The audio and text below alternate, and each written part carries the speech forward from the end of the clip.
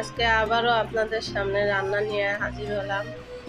আজকে কি রান্না করছি অনেকেই হয়তো দেখে ভাবছেন ছোলার ডাল রান্না করছি, কিন্তু আসলে তা না। দেখেন, আমি ছোলার ডালটা নিলাম, পেঁয়াজ কুচি, মরিচ কুচি, আদা বাটা, রসুন বাটা, তেল, যেভাবে ছোলার ডাল আমরা রান্না করি ঠিক সেভাবেই দিতে হবে। লবণ, হলুদ, মরিচ গুঁড়ো,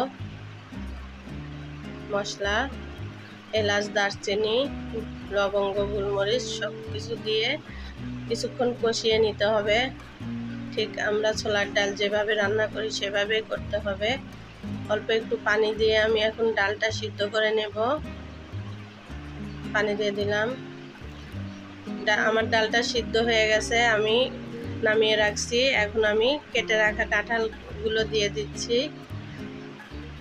আমি কাঁঠালের ভিতরে অল্প পরিমাণে কিছু মশলা দিব, যেহেতু ছোলার ডালে আমি মশলাটা বেশি বেশি দিয়েছি, সেই কারণে কাঁঠালে খুব কম মশলা দেব। আজকে এই কাঁঠাল দিয়ে ছোলার ডাল রান্না করব। এখন আমি মশলাটা কিন্তু খুবই কম পরিমাণে দিয়ে দিলাম। আপনারা কাঁঠালকে কিভাবে খান কমেন্টে অবশ্যই জানাবেন। এক এক এলাকার এক এক রকম রান্না হয়, আমাদের এলাকায় এভাবেও খায়। মাংস দিয়ে পিটুলিও খায়, কাঁঠাল ভাজিও খায়। এবার আমি ঝোলটা দিয়ে দিলাম। আমি কিন্তু আগে থেকেই পানিটা গরম করে রাখছিলাম, সেই পানি দিয়ে দিয়েছি। দেখতেই পাচ্ছেন কীভাবে টকবক করে ফুটে উঠেছে।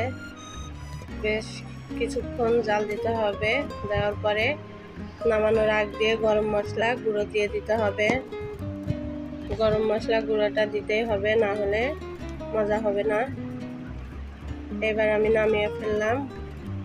এখন আমি বাগার দিব বা সোমবারা যেটা বলেন সেটা দিব। পেঁয়াজ কুচি দিয়ে দিলাম, দিয়ে বাদামি করে ভেজে নিতে হবে। তার ভিতরে একটু জিরাও দিয়ে দিয়েছি।